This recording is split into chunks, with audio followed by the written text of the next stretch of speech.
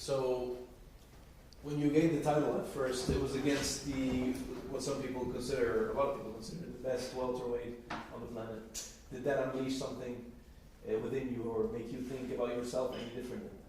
Absolutely. You know, going into the fight, fighting the best welterweight, I knew if I beat this guy, I will become the best. So within my whole mindset, for 1 year and a half, this guy lived rent-free in my head. Like, I couldn't stop thinking about this guy, knowing that I'm better than him. And he put the title on ice just so he could go to war.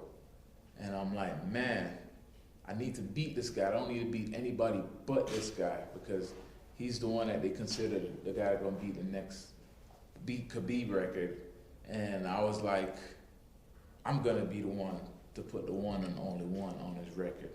And I know I can knock this guy out, because this guy can't box better than me. He cannot wrestle better than me. He cannot outwork me, because I work every day for a living, not just in the gym, outside the gym. So I know I was gonna beat this guy and become the best welterweight champion that there was and is. It was becoming frustrating, you know. You were trying to call for that title shot all the time, kept putting it on ice, like you say. What's the significance of this belt for you?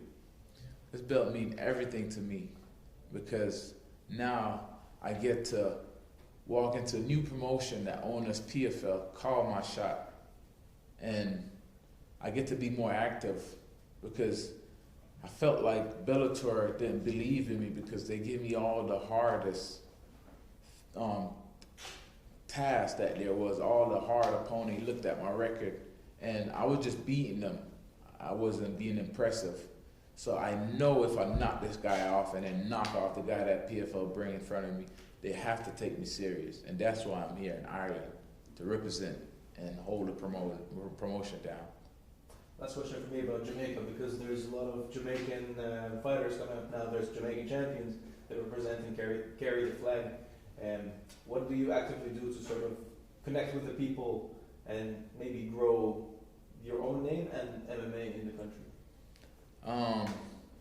Pete and Dan Davis just have to believe in me, so I could take the promotion to Jamaica and fight and actually defend this title. And one day, you know what I'm saying, continue on being the best Jamaican fighter there is. All right, thank you. Appreciate that. Yeah. 8 wins in a row. I mean, the resume of fighters that you've now beaten is just, it's ridiculously high level. And you talk about your hyper-focus there in preparation for the last fight. Preparing for this opponent who maybe doesn't have the name value of a lot of those guys that you've just beaten, have you found it very difficult to switch on enough for this test in comparison to some of the other ones like Amosov? Well, you know, coming into this fight and the Yaroslav fight, I already tell myself, and I told everybody who watched every interview, every platform I've been on, I don't fight record, I fight the person. And I don't go in there thinking about what I have done yesterday. I think about everything that I have to do today. And every day I have to get up and just do my best, nothing less, nothing more, just my best. And I don't think none of these guys can handle me at my best. It doesn't matter. On my worst day, I just have to be my best. And in the pantheon of welterweights around the world, including in the UFC, all of the great welterweights that there are, the record you're building up, for me, just really, really stands out, because you're fighting the best tests you can get. Where do you see yourself in that overall picture? I wouldn't mind starting over where I'm at, because I'm not afraid to start over, and that's what everybody's afraid of. So even if I'm on another promotion, they put me at the bottom, I'm fine with starting over, because that's one of my strong points, knowing that I can start over and build up the same way I'm doing right now. And like I said, I'm kind of like, just with the idea of that, I'm conceived with that idea that I'm the best. And if they put the best in front of me, I'm still going to prove that I'm the best. I'm Jason. So your opponent is of course Dagestani, but he's not your typical Dagestani wrestler. He showed some brilliant striking as well. What kind of style have you been preparing for most in training camp coming up to this fight, the grappling or the striking? I'm used to the style. We have a lot of Dagestani in our gym. So this is nothing new. Whenever you see those guys fight against other guys, because they're not used to the opponent is not used to going against or training with Dagestan. We have a lot of Dagestan in our gym. And like I said, I don't really care. I don't really care for where he's from or who he is. He's a human being just like me. You know, and I know I get up, I work hard. I'm not just in the gym just sitting down drilling 1,000 times. I'm outside. I'm getting my work done. And I'm in the gym and I'm getting my work done. So, you know what I'm saying? I'm a hard worker and I rely on that, not just only my talent or my good looks. Cool. So in your last couple of fights, you've shown some great takedown defense and leg kicks in your arsenal.